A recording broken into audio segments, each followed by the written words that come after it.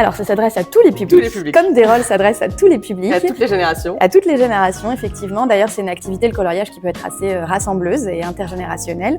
Ce sont des coloriages qu'on a voulu adapter à toutes les techniques, donc aussi bien du crayon de couleur que du feutre, que de la peinture, gouache ou aquarelle. Il y a vraiment une liberté créative autour du projet. Ce qui est très beau aussi, c'est que les planches sont détachables, donc si on est très fier de son coloriage à la fin, comme les planches Desrolles peuvent s'exposer, eh bien le coloriage Desrolles peut aussi s'exposer, on peut l'afficher.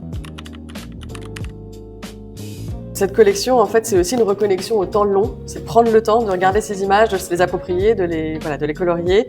Et ce principe de l'observation, c'est vraiment au cœur aussi des valeurs de Desrolles. Donc, un autre élément qui résonnait et qui fait partie de la base de cette collection et du projet.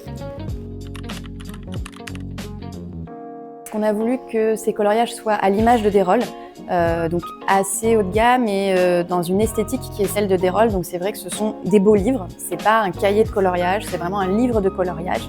On se rapproche un peu des beaux-arts en ce sens. On a ce qu'on appelle une reliure bodonienne, donc une reliure assez particulière, la couverture est cartonnée. Ce qui s'inscrit dans la transmission, c'est un objet qu'on va garder, c'est pas un objet dont on se débarrasse, c'est un objet qu'on va garder et qu'on peut transmettre.